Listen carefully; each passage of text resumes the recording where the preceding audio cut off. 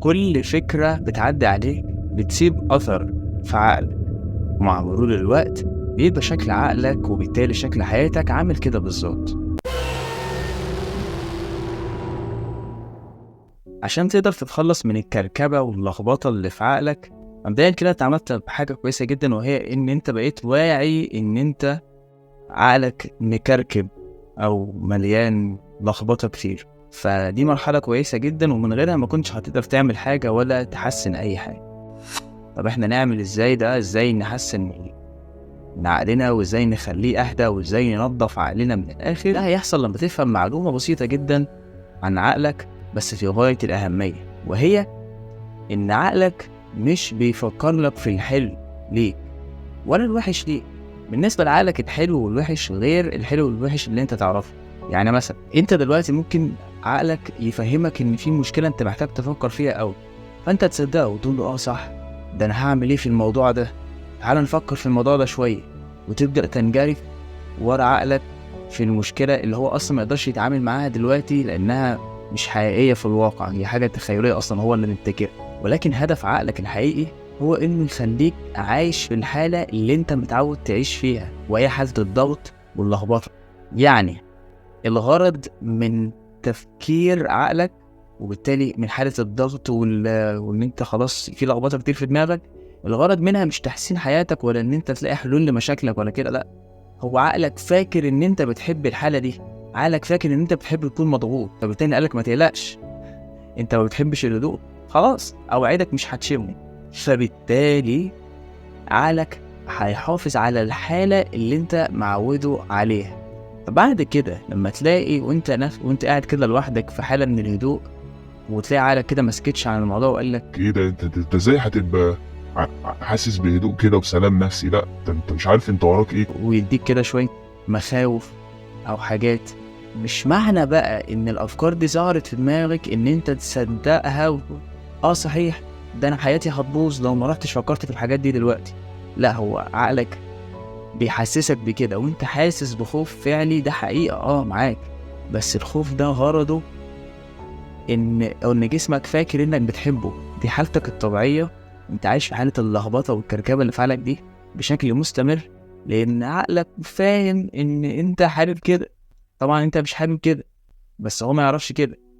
واحنا نعمل ايه في كده؟ اول حاجة محتاج تعملها هو انك ما تصدقش عقلك في اي حاجة، وما تصدقش مشاعرك في اي حاجة برضه.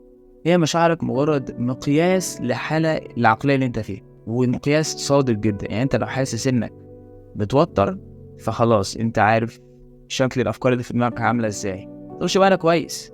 حاسس انك مضغوط، تقولش انا كويس، لا، معنى كده ان في كركبة في دماغك.